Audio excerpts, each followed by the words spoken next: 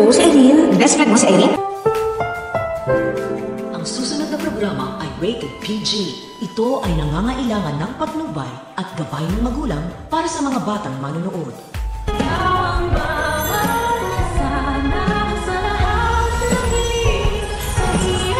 Dok, meron po tayong pasyente. Natagpuan siya malapit sa clinic. Nasa ER siya ngayon. Oh my gosh! Anong status ng pasyente? Boy pa naman po siya kaya naman siya. Umpisa na ng paghahanap dito kay Irene. Pangungunahan nga ni Harry at itatanong niya sa batang doktora kung nakita daw ba niya o namataan itong si Irene. Dahil nga daw may nakaschedule silang photoshoot.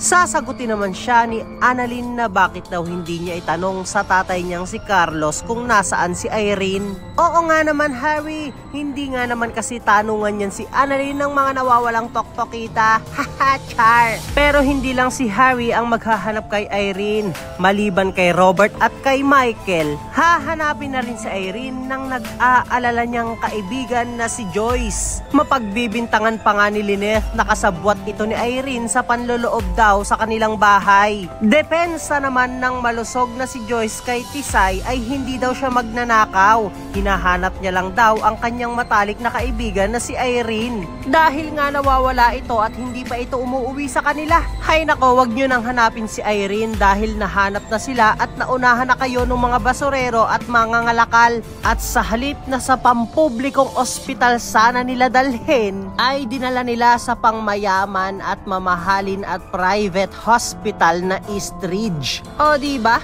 Talbog lahat ng mga basurero sa ibang bansa dito sa Pilipinas. Haha, char! At dito na mangangamba si Carlos dahil ibabalita ni Dr. Lindon at Dr. Enriquez na may bago silang pasyente. Pero kahit hindi pa ito pinapangalanan ay malakas ang kutob ni Carlos na si Irene ito dahil natagpuan daw ito sa creek.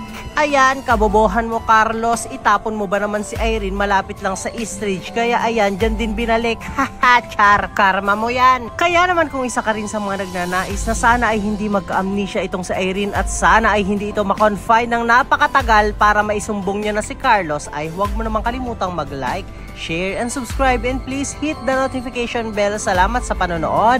Paalam!